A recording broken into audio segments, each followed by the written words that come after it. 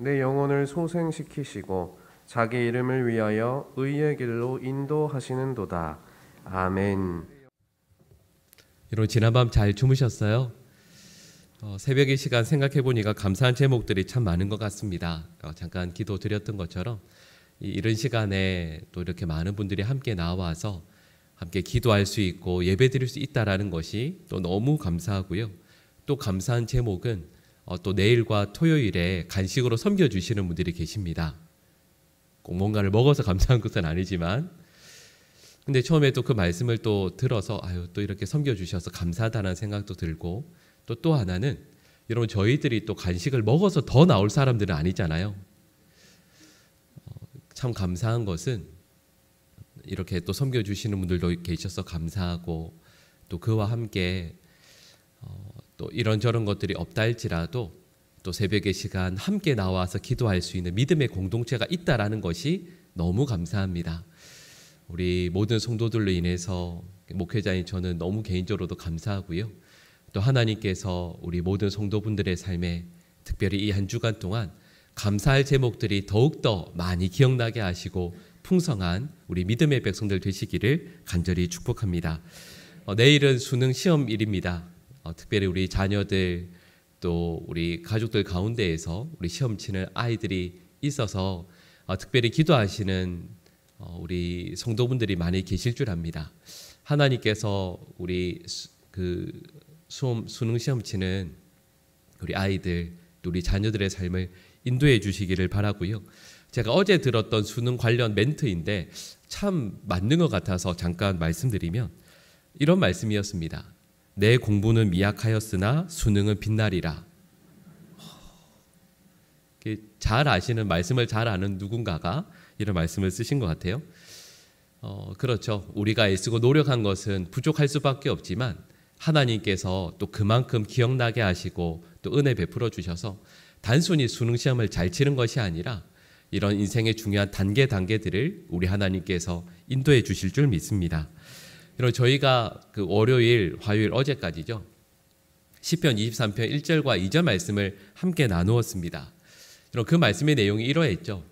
하나님께서 우리의 목자 되어 주시고 또 우리는 우리의 앞길을 우리가 지혜롭게 어떻게 헤쳐나가기 위한 예를 들면 표범이나 사자같이 능력 있게 살아가는 것이 아니라 내 눈에 아무것도 보지 않고 오직 우리 하나님만 바라보는 양으로 우리 주님의 뒤를 따라가면서 살아가게 될 때 우리는 부족함이 없음을 고백할 수 있다라는 것을 말씀을 통해 살펴보았습니다.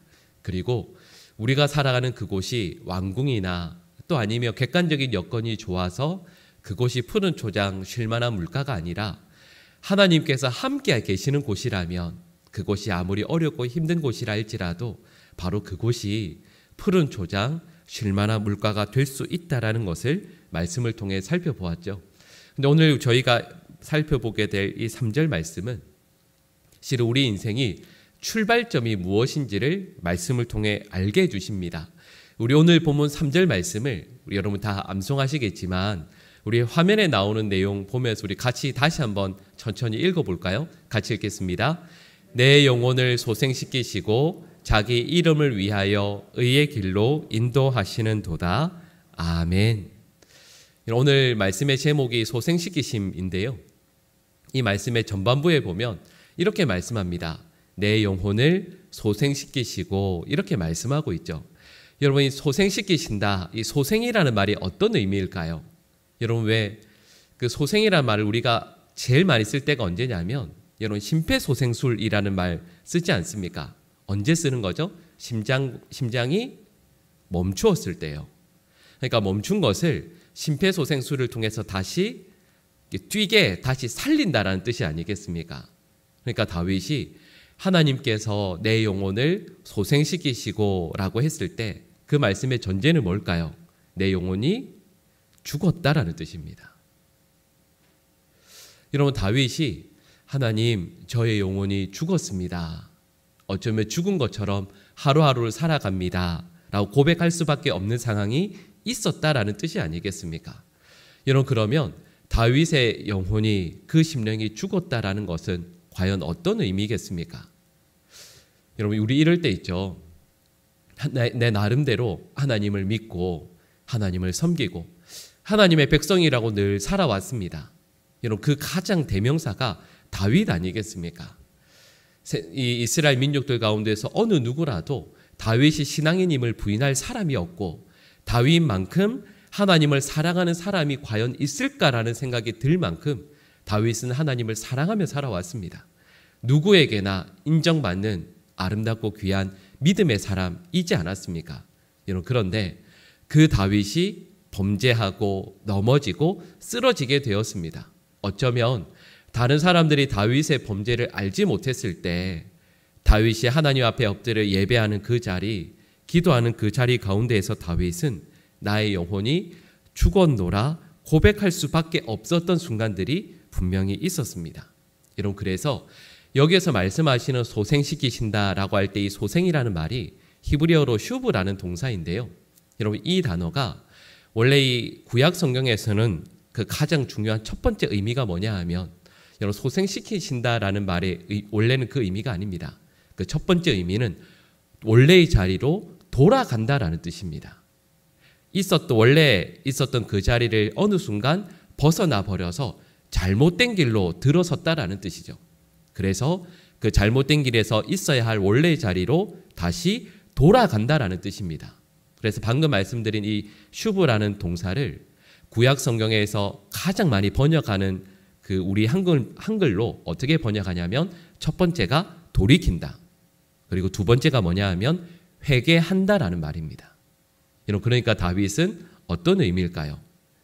원치 않았던 죄악의 자리로 떨어져서 나의 영혼이 마치 죽은 것과 같은 상황에 있는데 하나님께서 나의 영혼을 원래 있어야 할 어느 자리일까요? 하나님 앞으로. 내가 분명히 하나님을 믿는 사람으로 믿음의 삶을 출발했다라고 생각했는데 어느 순간 나의 욕망, 나의 죄악 때문에 하나님 앞을 떠나서 내 마음대로 살고 있는, 그래서 영적으로 죽어 있는 나의 모습을 발견하게 됩니다. 그래서 다윗이 하나님 앞에 감사하는 첫 번째의 기도의 제목은 하나님께서 내 영혼을 다시 살려주셨노라고, 원래 있어야 할 자리로 하나님께서 다시 돌이켜 주셨노라고 다윗은 고백하고 있는 거죠. 그러니까 저희가 월요일과 화요일에 살펴보았던 여호와 하나님 한 분으로 인해서 나의 목자 되심으로 인해서 부족함이 없음을 고백할 수 있는 이유는, 그리고 푸른 초장과 실만한 물가를 진정으로 누릴 수 있는 가장 중요한 이유는 하나님께서 다윗을, 그리고 저와 여러분들의 삶을 있어야 할 자리, 하나님 앞으로, 그리고 회개의 자리로 이끌어 주셨기 때문임을 다윗은 고백하고 있는 거죠. 그러니까 여러분, 시편 23편 말씀이 가능할 수 있는 이유는 하나님께서 다윗을, 그리고 저와 여러분들을 원래 있어야 할 그 자리, 회개의 자리, 하나님 앞으로 우리를 다시 불러 일으켜 주셨기 때문입니다. 그리고 여러분, 이 감사의 절기를 맞이하면서 저와 여러분들에게 가장 중요한 감사의 첫 번째 제목이 죽어야 할 죄인, 나의 욕망, 나의 뜻대로 살아왔던 우리들을 하나님께서 다시 한번 은혜 베풀어 주셔서 불러주심이 우리 모두에게 놀라운, 그리고 기쁨의 감사의 제목이 되실 수 있기를 간절히 축복합니다. 그래서 이 3절 말씀 후반부에 보시면 다윗이 이렇게 고백합니다. 자기 이름을 위하여 의의 길로 인도하시는 도다. 여러분, 여기에서 다윗이 이렇게 말씀하죠. 무엇을 위해서요? 자기 이름을 위하여. 여러분, 이 말씀 들으실 때 어떤 생각 나세요? 하나님께서 다윗을 의의 길로 인도하시는데 자기 이름을 위해서 인도하시니까 하나님이 자기 이름을 어지간히 챙기시나 보다, 이렇게 생각하실 수 있지 않습니까? 그런데 이 말은 그런 뜻이 전혀 아닙니다. 이 말씀의 뜻은 이런 거죠. 처음에 말씀드렸던 것처럼 여러분, 영적으로 쓰러져 있고 하나님의 길을 떠나서 자기 마음대로, 자기의 원함대로 살다가 영적인 죽음에 이른 다윗의 모습을 하나님께서 보고 계십니다. 그런데 그 다윗을 하나님께서 다시 불러 일으켜 세우셔서 하나님 앞으로 다윗이 원래 있어야 할 회복의 자리로 불러주시는 거죠. 근데 무엇 때문에요? 여러분, 그건 그 이유와 의미가 무엇이냐라고 물었을 때 어떤 사람들은 이렇게 말할 수 있을 겁니다. 아니, 다윗이잖아요. 다윗처럼 영적으로 훌륭한 분이 누가 있습니까? 다윗처럼 많은 업적을 남긴 분이 누가 있습니까? 그러니까 하나님께서 다윗을 다시 부르시는 거죠. 다시 세워주시는 거죠. 근데 이 말씀은 아니라는 겁니다.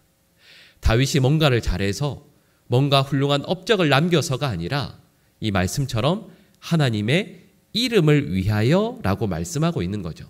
그리고 이 말씀의 의미는 한마디로 이야기하면 하나님께서 다윗을 불러 일으켜 세워주시는 이유, 그리고 다윗이 하나님께서 불러주실 때 그 앞에 설 수 있는 이유는 단 하나, 다윗이 하나님만 의지한다라는 뜻입니다. 여러분, 사무엘상 17장 45절 말씀을 잘 아실 겁니다. 여러분, 여기에 보시면 다윗이 무엇을 의지했는지를 우리는 알게 되죠. 우리 화면에 나오는데 같이 한번 읽어볼까요?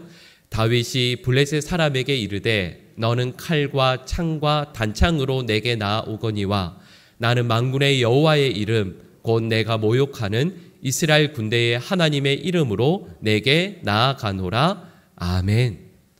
오늘 본문 말씀에서도 하나님의 이름이 나옵니다. 그런데 사무엘상 17장 45절요. 다윗이 골리앗 앞에 서게 될 때 여러분 이런 거죠. 골리앗은 뭘 의지하죠? 손에 들고 있는 무기를 의지해서 다윗 앞에 섭니다. 전쟁터의 가장 앞에 서죠. 근데 다윗은 전쟁터 앞에 도무지 이길 수 없는 골리앗 앞에 섭니다. 무엇을 의지해서요? 여호와의 이름을 의지해서요.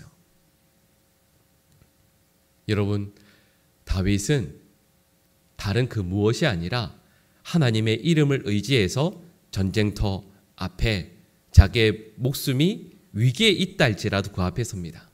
그리고 오늘 시편 23편 3절 말씀에서는 도무지 설 수 없는 하나님 앞에, 불러주신 그 하나님 앞에 고개를 숙이고 너무 염치가 없어서 너무 괴로워서 설 수 없는 바로 그 순간에 무엇을 의지하냐면 여호와 하나님의 이름을 의지하고 선다라는 것이죠.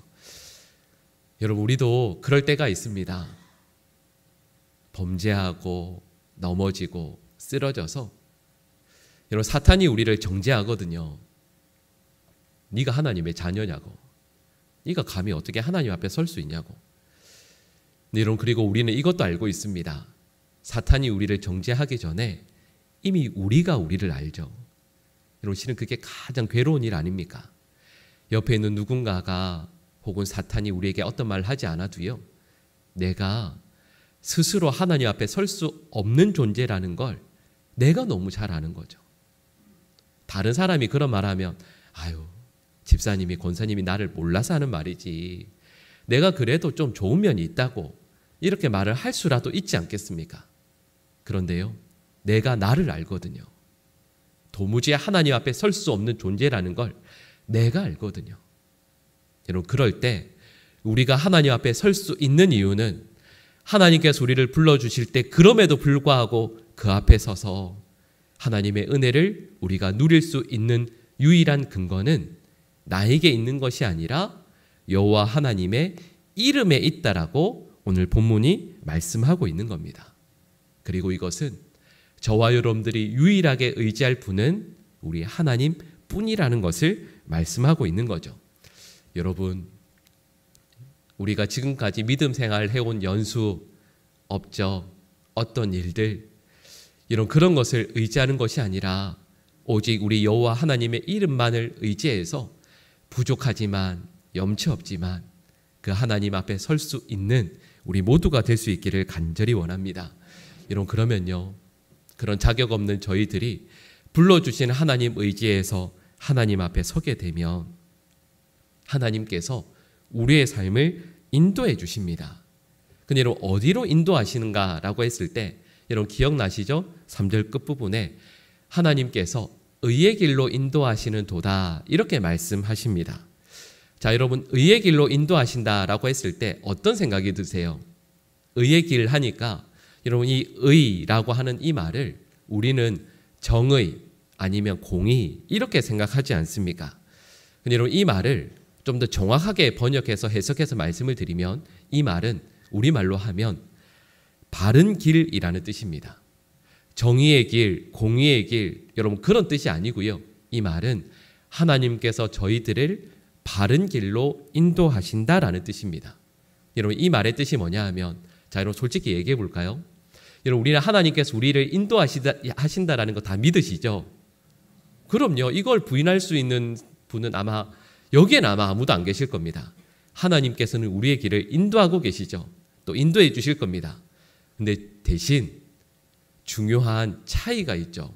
여러분 우리는 하나님께서 우리의 길을 우리의 삶을 인도하신다라는 것은 분명히 믿는데 어떤 길로 인도해 주길 원하세요?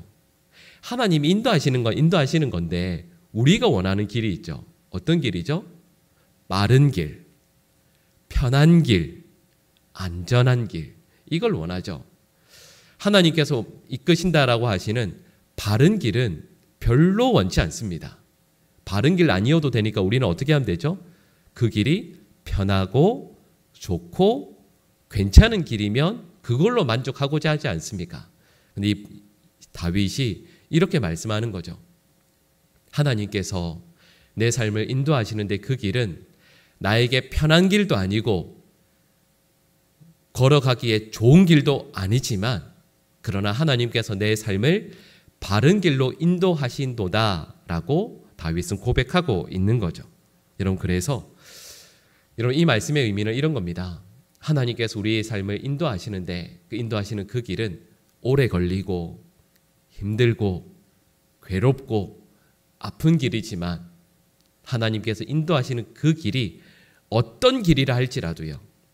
어떤 길이라 할지라도 그 길이 하나님께서 보시는 기에 바른 길이라면 그 길을 따르겠노라 결단하는 거죠.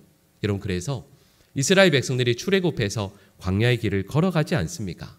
여러분 다시 한번 질문해 볼까요? 여러분 출애굽해서 이스라엘 백성들의 길을 하루하루 걸어가는 그 길 하나님께서 인도하십니까? 인도하시지 않습니까? 인도하시죠. 말씀처럼 하나님께서 이스라엘 백성들의 길을 출애굽해서 애굽에서 광야를 지나 가나안 땅까지 걸어가는 그 길을 단 하루도 하나님께서 인도하시지 않으신 날이 없습니다. 분명하죠. 근데 문제는 하나님께서 이스라엘 백성들의 기대와 전혀 다르게 인도하신다라는 것이 문제죠. 출애굽기 13장 17절 말씀인데요. 우리 같이 한번 화면에 나온 데 읽어볼까요? 바로가 백성을 보낸 후에 블레셋 사람의 땅의 길은 가까울지라도 하나님이 그들을 그 길로 인도하지 아니하셨으니 이는 하나님이 말씀하시기를 이 백성이 전쟁을 하게 되면 마음을 돌이켜 애굽으로 돌아갈까 하셨음이라. 아멘. 여러분 이 말씀 잘 아시죠? 출애굽해서 이집트에서 애굽에서 블레셋 사람의 땅을 통과해서 가나안 땅까지 가면 여러분 지금으로 가면 얼마나 걸리냐면 차로 가면요 5시간이면 갑니다. 차로 가면 5시간이면 갑니다. 걸어서 가면 얼마나 걸릴까요? 한 달 안 걸립니다. 아무리 천천히 가도요 걸어서 가면 한 달만 하면 충분합니다. 하나님께서 어느 길로 인도하시냐면 홍해 남쪽 광야 길로 인도하십니다. 몇 년 걸리죠? 40년요. 사람들의 눈에 볼 때는 이해 안 되죠. 말씀드렸던 것처럼 그냥 저 빠른 길로 가면 한 달 안 되면 충분히 가거든요. 근데 하나님께서는 우리가 볼 때는 편안한 길, 넓은 길, 안전한 길 거기로 인도하시지 않고 오래 걸리는 힘든 길로 인도하십니다. 그런데 우리 사람 눈에 볼 때에는 이 길로 가야 맞거든요. 근데 하나님께서는 반대쪽으로 그 길을 트시는데 그 과정을 통해서 이스라엘 백성들을 훈련시키시고 빚어내신다라고 말씀하는 거죠. 그래서 시편 119편 71절에서 이렇게 말씀합니다. 우리 같이 한번 읽어볼까요? 고난 당한 것이 내게 유익이라 이로 말미암아 내가 주의 율례들을 배우게 되었나이다. 아멘. 여러분 이 고백은 이스라엘 백성들이 그리고 그 수많은 믿음의 연단들을 통해서 하나님 앞에 돌아와서 서게 된 다윗에게도 똑같이 적용되는 고백입니다. 광야 40년의 길을 이스라엘 백성들이 볼 때는 빨리 가면 될 것 같은데 하나님께서 보시기에는 그 광야의 길이 이스라엘 백성들을 의의 백성으로 훈련하는 학습의 길이라 말씀하시는 거죠. 여러분 꼭 기억하셔야 할 것이 있습니다. 여러분, 우리는 실망할 수밖에 없는 말입니다. 여러분, 하나님은 우리들을 빨리 성공시키는 것에는 관심이 전혀 없으십니다. 우리의 온 관심은 거기에 있잖아요. 우리도 우리의 자녀들도 빨리 성공하는 것에 있죠. 근데 하나님의 관심은 우리가 빨리 성공하는 것에 관심이 전혀 없으십니다. 단 1g도 없으십니다. 하나님께서는 저희들이 비록 돌아간다 할지라도 하나님께서 보시기에 바른 길로 우리를 인도하셔서 우리의 목자이신 하나님 한 분으로 인해 만족하는 믿음의 사람, 우리가 만나는 상황과 여건이 아무리 괴롭고 힘들다 할지라도 하나님 한 분으로 인해서 바로 그곳이 우리 인생의 푸른 초장, 쉴만한 물가로 고백되어지는 믿음의 사람으로 하루하루 빚어내시는데 하나님의 온 관심이 있으시다라는 거죠.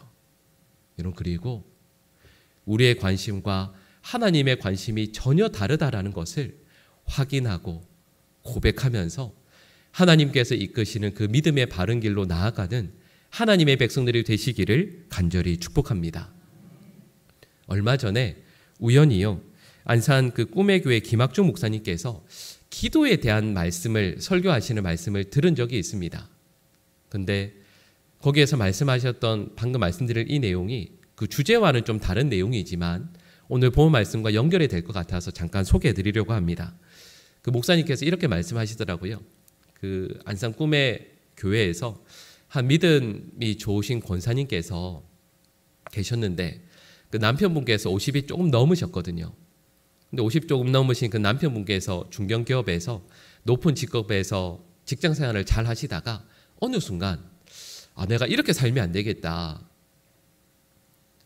이대로 이렇게 쭉 가다가 직장에서 은퇴하면 내 노후의 삶이 너무 힘들어질 테니까 내가 나의 이 능력과 지혜를 다 동원해서 사업을 한번 해봐야 되겠다 하시고는 뭘 하셨냐면 그 이제 은행에서 대출을 조금 받으셔서 인터넷 쇼핑몰을 하셨습니다. 회사를 그만두시고 인터넷 쇼핑몰을 창업하셨죠. 이런 믿음 좋은 권사님의 남편이시니까 어떻게 되셨을까요? 쫄딱 망했습니다. 완전히 망했습니다. 이게 인터넷 쇼핑몰을 하는 것이 이게 보통 일이 아니거든요. 그래서 완전히 망하셨습니다. 이게 내가 사업에 이게 소질이 없구나. 그래서 이쯤에서 접어야 될 텐데 또 우리는 또 그러지 않잖아요. 초지일관의 은사가 다 있잖아요. 그래서 이분이 안 되겠다 하시고는 그 집을 담보로 해서 대출을 훨씬 더 많이 받으셨습니다. 그래서 뭘 하셨냐면 그 좋은 경치에 있는 좋은 곳에 펜션을 사셨습니다. 그리고 펜션 사업을 시작하셨죠. 근데 또 너무 감사하게 그 펜션 사업이 너무 잘 되어서 소문이 나서요. 몇 개월간 예약이 밀려 있는 정도로 예약하기가 정말 힘들 만큼 이 사업이 너무 잘 됐습니다. 얼마나 좋으셨겠어요. 근데 몇 달 안 됐을 때 어떤 일이 일어나게 되었냐면 전기 누전으로 펜션이 다 화재로 다 타버리게 됐습니다. 그러니까 이 권사님 집에 말 그대로 아무것도 남지 않게 된 거죠. 이제 차압이 들어오게 되고 그 대출을 갚게 되면서 집도 날리게 되고요. 가진 모든 것을 다 잃게 되셨습니다. 그래서 온 가족이 그 사골세죠. 그 단칸방에 월세로 들어가시게 되었습니다. 그렇게 되니까 이 남편분께서는 모든 것을 다 잃고 그 신세를 한탄하면서 매일매일을 술로 지내시게 되었습니다. 아이들은 또 아이들 나름대로 얼마나 힘들겠어요. 아버지가 그렇게 사업을 시작하면서 모든 것을 다 잃게 되셔서 아이들도 부모님을 원망하고 또 신세를 한탄하면서 만날 때마다 인상을 쓰고 정말 안 좋은 말들을 늘 내뱉게 됐습니다. 그러니까 권사님 입장에서는 이 만난 어려움들을 그래도 신앙으로 좀 이겨보려고 애를 쓰지만 어떻게 방법이 없는 거죠. 집에 와서 보면 남편은 늘 술에 취해서 쓰러져 있고 자녀들은 씩씩거리면서 부모를 원망하고. 근데 이 권사님께서 생각하시다가 어느 날 밤 가족들을 다 불러 모아놓고 폭탄 선언을 했습니다. 남편에게 당신이 술을 먹고 낮에 뭘 하든지 아무 상관없다. 무슨 짓을 해도 상관없다. 그런데 저녁 9시에 당신 이제 집에 와서 예배 드려야 된다. 아이들을 향해서도 이렇게 말하는 거죠. 너희들 부모를 향해서 어떤 말을 해도 괜찮다. 매일매일 어떤 일을 하고 돌아다녀도 상관없다. 근데 이제부터 저녁 9시 되면 우리 가족들은 다 집에서 여기에서 가정예배 드린다. 가정예배 안 드리면 이제 너희는 내 식구가 아니다. 고로 밥을 주지 않겠다. 밥을 안 주면 이건 큰 문제잖아요. 그래서 온 식구들이 그 다음 날부터 저녁 9시가 되면 다 모여서 가정예배를 드리게 되었습니다. 이제 다 모이면 찬송 한 장 부르고 성경 한 장 읽고 이 권사님이 기도하시는 거죠. 근데 여러분, 말이 9시에 예배 드리는 거지 이런 가족들의 표정이 어떨지를 짐작하시겠죠. 모두가 다 얼굴에 불만이 가득합니다. 불평하고 원망하면서 이러고 왜 해야 되냐. 계속해서 불평하면서 모였습니다. 근데 한 달, 두 달, 네 달, 5달이 지나고요. 6달째가 되었는데 말씀드렸던 것처럼 온 가족들이 처음에 함께 모였을 때에는 서로 얼굴 표정을 봐도 막막하고 서로 이야기하는 모든 내용들이 원망하고 불평하고 또 그 내용들이 다 증오의 말들이었습니다. 근데 6개월이 지나니까 서로 그렇게 하자고 한 게 아닌데 그렇게 짠 게 아닌데 6개월째가 되니까 온 가족들의 얼굴에서 평안을 누리고 있다라는 게 보이기 시작했습니다. 권사님께서 계속해서 기도하시다가 이제 아버지에게 이제 대표 기도를 시키고 또 시간에 되어서 자녀들에게 대표 기도를 시키니까 어느 날부터 남편은 자녀를 축복하기 시작하고 또 자녀들은 아버지와 어머니를 위해서 중보기도 하기 시작했습니다. 6개월이 지난 어느 날 남편이 예배를 드리다가 이렇게 이야기하는 거죠. 얘들아, 아빠 오늘부로 술 끊었다. 그리고 아빠 내일부터 아파트 경비로 출근하기로 했다. 근데 이 말을 들었을 때 아내 권사님과 아이들의 표정이 어땠을지를 우리는 짐작할 수 있죠. 권사님께서 그 말씀을 듣고 그 다음 날부터 밖으로 나가서요. 진짜 말 그대로 닥치는 대로 온갖 아르바이트 일들을 다 하기 시작했습니다. 정말 안 되는 돈 안 되는 일을 할지라도요. 조금씩 푼돈을 모아서 이제 저축하기 시작했습니다. 그 모습을 보면서 자라나는 아이들이 가게에 조금이라도 보탬이 되려고 나가서 알바도 시작하고 어머니 아버지를 대하는 모습도 완전히 달라지게 됐죠. 그러면서 몇 년이 지나고 나서 말씀드렸던 이 꿈의 교회가 아주 큰 교회거든요. 근데 교구 목사님 통해서 바쁜 담임 목사님께 부탁을 하신 거죠. 우리 집에 제발 와서 이사신방 해달라고. 이 가족들이 그 단칸방 월세에서 시작해서 방 몇 칸 있는 전셋집으로 옮기게 되면서 집을 산 게 아닙니다. 작지만 전셋집 구해서 목사님께 이사신방을 담임 목사님께 부탁을 드린 거죠. 그리고 그 몇 년에 있었던 그 이야기들을 눈물로 간증했다라는 이야기를 설교하실 때 제가 들은 적이 있습니다. 여러분, 그 주제는 기도에 대한 내용이었지만 저는 그 말씀을 들으면서 여러분, 그렇죠. 여러분, 이 가정을 보면서 우리는 이런 고백을 분명히 하게 됩니다. 여러분, 어쩌면 이 가정은 처음 시작할 때보다 객관적으로 보면 훨씬 더 못한 자리에 처해 있잖아요. 모든 걸 다 날리고 그냥 조그마한 집에 전세 정도로 살고 있으니까요. 인간의 눈으로 보면 정말 많이 돌아갔죠. 오히려 못한 자리까지 돌아갔죠. 여러분, 그런데 제가 방금 말씀드린 이 내용에서 여러분, 우리 모두는 분명히 알고 고백할 수 있습니다. 하나님께서 이 가정을 의의 길로, 바른 길로 인도해 주셨습니다. 사람의 눈으로 볼 때에는 분명히 못한 자리로 갔죠. 많이 삥 둘러갔죠. 여러분, 그런데 그 모든 과정들이 너무 힘에 겹고 어려웠지만 여러분, 결국에 그 가운데 서서 하나님께 고백할 수 있는 것은 하나님께서 우리의 삶을 인도해 주셨습니다. 바른 길로 인도해 주셨습니다라고 고백할 수 있죠. 분명히 말씀드렸던 것처럼 아버지도 그렇고 중간중간 잘못하고 잘못 반응한 시간들, 실수한 순간들도 분명히 있습니다. 그러나 하나님을 의지하여 하나님의 은혜를 구하고 여호와 하나님을 내 인생의 목자로 삼고 살아가는 그 가정, 그 삶을 하나님께서 인도해 주셔서 여러분, 어쩌면 말씀드렸던 이 가정이 시편 23편의 내용을 정말 말 그대로 아름답게 고백할 수 있게 되지 않았겠습니까? 여러분, 저는 우리 모든 성도들이 이 시편 23편의 말씀처럼 부족함이 전혀 없음을 고백하는 우리 모든 믿음의 백성들이 되시기를 간절히 축복합니다. 여러분, 그런데 이를 위해서 우리에게 꼭 필요한 것이 있습니다. 우리의 영혼을 하나님께서 다시 소생시켜 주셔야 합니다. 그냥 10년, 20년째 되는 믿음의 생활에서 너무도 그냥 일상적으로 살아왔던 우리의 믿음이 하나님 앞에서 감격해하고 뜨거웠고 기뻐하고 하나님 앞에 엎드려서 기도하는 그 순간들이 너무 행복했던 그 순간들을 어느샌가 떠나버리고 그냥 일상적으로 그냥 기도하고 그냥 일주일에 한번 예배드리고 그냥 그것으로 만족하는 삶에서 떠나서요, 다시 한번 하나님 앞에 원래 있어야 할 그 믿음의 자리로 하나님께서 불러주셔야 합니다.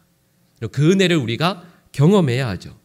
여러분, 그럴 때 방금 말씀드렸던, 예로 들었던 그 가정처럼, 그리고 다윗이 인생에서 분명히 바르게 가고 있다라고 생각했지만 어느 순간 죄로 인하여 삥 둘러가서 하나님 앞에 설 수 없는 그 순간, 그 지경에 이르렀을 때 여러분, 그 자리 가운데에서 괴롭고 힘들어하는 우리 성도분들이 계시다면 여러분, 우리는 오늘 본문 말씀을 통해서 분명한 기도의 제목을 다시 한번 깨닫게 됩니다. 이 과정 가운데에서 하나님 앞에 다시 바르게 설 수 있도록 은혜를 허락하여 주시옵소서. 저의 영혼을 소생시켜 주시고 우리가 원하는 길로 가고자 더 애쓰지 않겠습니다. 하나님께서 이끄시는 의의 길, 그 바른 길에 온전히 순종해서 아무리 돌아가고 멀고 힘들다 할지라도 그 길에 그 이끄심에 순종하여 따라가는 믿음의 백성 되겠습니다. 여러분, 우리 모든 성도들이 오늘 이 본문의 말씀을 믿음으로 아름다운 신앙의 고백으로 하나님 앞에 올려드릴 수 있게 되기를 간절히 축복하고요.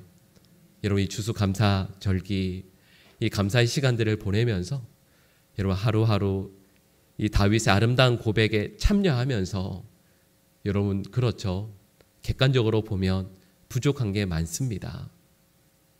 건강도, 물질도, 자녀의 문제도, 여러분, 모든 것들 가운데 부족함이 가득하죠. 그러나 하나님께서 우리의 영혼을 있어야 할 바로 그 자리, 원래의 자리로 다시 돌이켜 주시고 하나님께서 우리의 삶을 여전히 인도하고 계심을 믿고 고백하며, 하나님, 정말 저의 삶에, 우리 가정에 부족함이 하나도 없었음을 이제야 알게 되었습니다. 이제야 정말 고백하게 됩니다. 이 아름다운 고백을 기쁨으로 진정으로 올려드리는 우리 모든 믿음의 백성들 되시기를 간절히 축복합니다. 기도하겠습니다.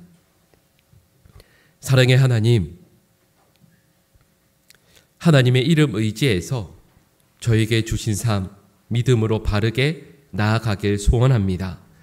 하나님께서 이끌어 가실 때 바로 여기로 가면 될 것 같은데 삥 둘러서, 그리고 그 과정이 너무 힘들고 아프고 괴롭기에 왜 이렇게 하시는지 도무지 이해가 되지 않을 때도 있습니다. 하나님, 그러나 그 모든 길이 하나님께서 우리의 영혼을 소생시키시고 있어야 할 그 의의 길로 인도하시는 과정임을 믿음으로 다시 한번 고백하며 그저 주님의 손을 꼭 붙들고 주님 이끄시는 그 길에 순종하여 따라가는, 목자이신 주님을 따르는 양으로 살아가는 우리 모든 주의 백성들 되게 하여 주시옵소서. 그 과정에 있을 수밖에 없는 눈물도 한숨도 주님께서 아실 줄 믿사오니 주님 선하게 인도하여 주시옵소서. 그리고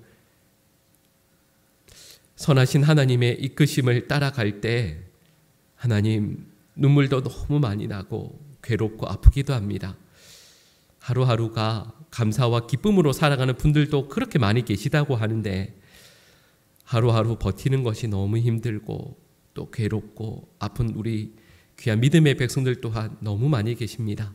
하나님, 그러나 그 모든 과정들이 말씀처럼 의의 길임을 주님께서 보시기에 바른 길임을 다시 한번 믿고 고백하며 그 길 가운데에서 하나님께서 여전히 우리를 붙들고 계시고 또 이끌어 가신다라는 그 진리가, 그 사실이 그저 감사하고 또 그 가운데서 그저 부족함이 없음을 고백할 수 있는 우리 사랑하는 모든 하나님의 백성들의 삶이 될 수 있도록 선하게 인도하여 주시옵소서.